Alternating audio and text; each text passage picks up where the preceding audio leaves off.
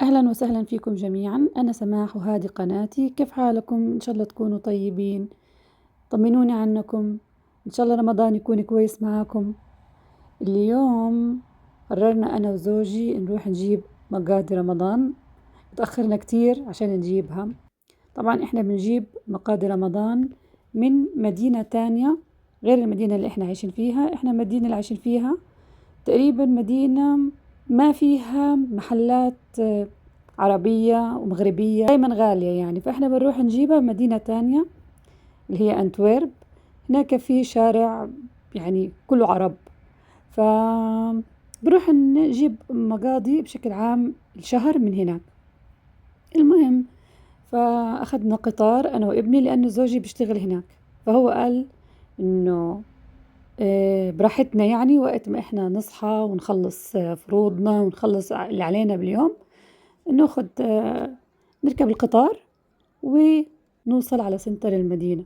وصلنا سنتر المدينة وهو استقبلنا بالسيارة وأخدنا، وهينا رايحين للشارع اللي إحنا بنشتري منه يعني المقاضي رمضان. دخلنا أول محل وجبنا منه السمبوسة والكنافة.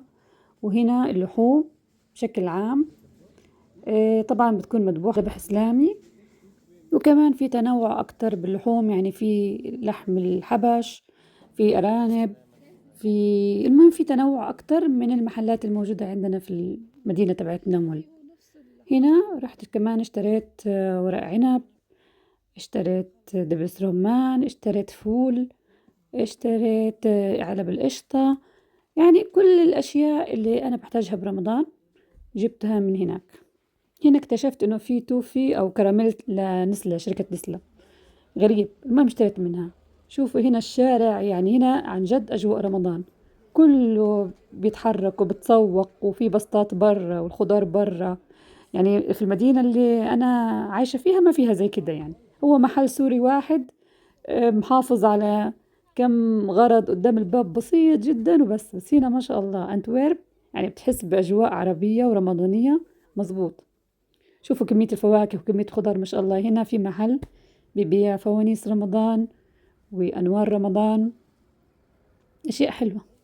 شوفوا كيف، طبعا هذه أصنام رمضان أنا بسميها، هذه هذه التماثيل الصغيرة أصنام رمضان. شوفوا هنا ماشيين في الشارع بنبضع، مليان الشارع. هنا شفت إشي غريب، خضروات مجففة. أول مرة أنا أشوف خضروات مجففة، مش فواكه مجففة، خضروات مجففة. إن شاء الله بنشتريه وبنجربه مرة، بس ما اشتريت يميتها. هنا خلصنا تسوق وركبنا السيارة وروحنا، كان باقي نص ساعة بس لأذان المغرب. كنا ناويين نشتري من محل شاورما هناك أنا بحب أشتري منه، ولقيناه مسكر، فأنا قلت له لا لما تشتري خلاص بنروح وبندبر حالنا. خلص هنا مروحين وخلاص تقريبا أذن المغرب. طبعا فرق الطريق 45 دقيقة من مدينة أنتويرب والمدينة اللي أنا عايشة فيها، فيعني أذن وأكلت بلح الشام. وهينا خلاص هنا شوية وهنوصل البيت. شوفوا الشوارع كيف ما شاء الله هادية.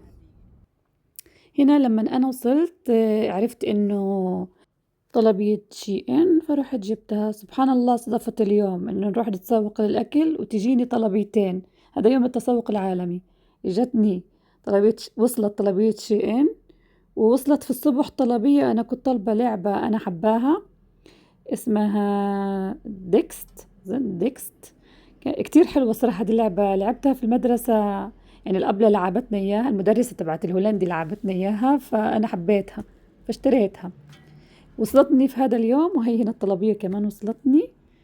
وروحت البيت عشان أشوف الأكل. أنا من أول ما وصلت على طول اتجهت للصناديق هذه عشان أجيب الطلبية. حتى زوجي يقول لي وين رايحة وين رايحة، ما أعرف إن أنا رايحة أجيب الطلبية. المهم هيني أنا مروحة لأنه الحمد لله بالضبط جنب بيتي، يعني المكان هذا اللي أنا بجيب منه طلبيات بالضبط جنب بيتي. المهم هيني مروحة على طول يعني دقيقتين. وصلت البيت وبدي أشوف إيش الأكل. طبعا دبرت الأكل، كانت أنا عاملة قبل ما أطلع صينية دجاج بالخضار وحطينا وفطرنا. هنا هي الطلبيات اللي إحنا جبناها. هنا اللحمة وهنا التسوق الباقي، وعلي هلأ تقسيم اللحمة. رحت قسمت اللحمة بهذا الشكل عشان أفرزه. وهنا طبعا تصدقوا إنه الفراولة أنا أكلتها السنة اللي فاتت في مصر، سنة كاملة ما أكلتها. هذا الصندوق بس ب9€، يعني هذا الصندوق الصغير كله ب9€. وهنا فتحت الطلبية، تعال أورجيكم أنا إيش طلبت. يلا نشوف إيش الهبل اللي أنا جبته. لا مش هبل، حرام. أنا هذا ماسك لإيش يا ترى؟ هذا ماسك لعند الرقبة، قلت أجربه، ما بعرف يعني أشوفه بنفع ولا ما بنفع. وكمان برضو هذا المشهد برضو للرقبة، ما بعرف كيف النتايج تبعته، بس هذه كتير ناعمة كتير ناعمة وحلوة، بس بتشد مزبوط الصراحة. يعني أنا حطيتها مرة وما استحملتها، ما استحملت أكمل فيها بالليل. وهذه طلعت مكسورة، هذه تبعت قشرة البطاطا اللي هي بتعمل بطاطا كده ملولوة، طلعت مكسورة. أنا مش فاهمة كنت ساعتها وأنا بفتح. يلا مو مشكلة، كلها ب2€، مش لازم أعمل عليها مشكلة يعني وأرجعها، خلص بسيطة. في دا شيء دايما أغراضها الصراحة بتوصل كويسة يعني.